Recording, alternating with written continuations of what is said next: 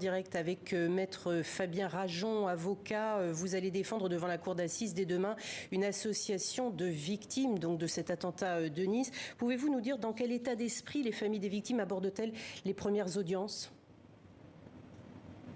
Je dirais avec un petit peu de fébrilité. Ça a été dit d'ailleurs par une des parties civiles.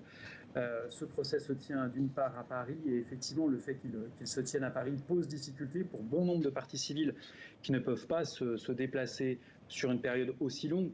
4 mois, le procès va arriver jusqu'à son terme qui est prévu le 16 décembre. Donc c'est un procès d'une durée très longue, hors norme. Donc première difficulté, le procès se tient à Paris et non pas à Nice. Deuxième difficulté, ça a été dit également, l'absence du terroriste. Malgré tout, on y va avec une double exigence en attendant de la justice qu'elle soit au rendez-vous de la vérité et qu'elle soit également au rendez-vous de la fermeté qui impose cet acte terroriste proprement inqualifiable. Justement, vous parlez de l'absence du terroriste à l'audience et de fait, puisqu'il a été abattu le soir du 14 juillet, comment précisément aborde-t-on un procès quand il n'y a pas le principal intéressé, quand on est partie civile ? On peut le voir comme un écueil ou comme un défi. Moi, je le vois plutôt comme un défi. Il va falloir effectivement faire sans lui. Il va falloir faire avec cette absence.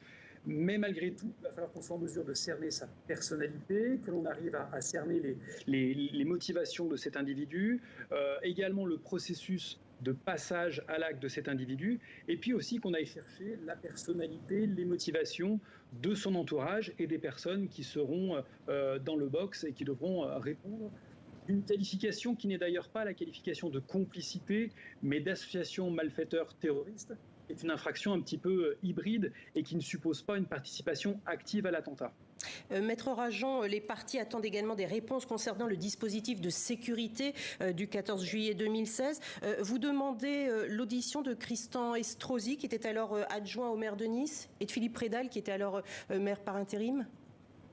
Alors une petite nuance, je ne suis pas à l'initiative de cette demande, mais effectivement, selon les dernières informations que l'on a pu avoir, l'ancien maire de Nice et son ancien premier adjoint devraient effectivement témoigner devant la cour. Non, simplement, il y a deux procédures très rapidement. Il y a effectivement cette procédure criminelle devant la cour d'assises qui débute ce lundi, mais il y a une deuxième procédure qui est toujours en cours. Cette deuxième procédure, c'est une procédure qui est une instruction conduite par des juges d'instruction qui investiguent sur les conditions de sécurité. Il y a eu des failles. On peut se poser cette question. À ce jour, dans le cadre de cette seconde procédure, aucune personne n'est renvoyée devant un tribunal. Nous, ce qu'on souhaite, sans désigner de coupable avant l'heure, c'est un exercice de transparence et la tenue d'un second procès sur ces questions organisationnelles et sécuritaires.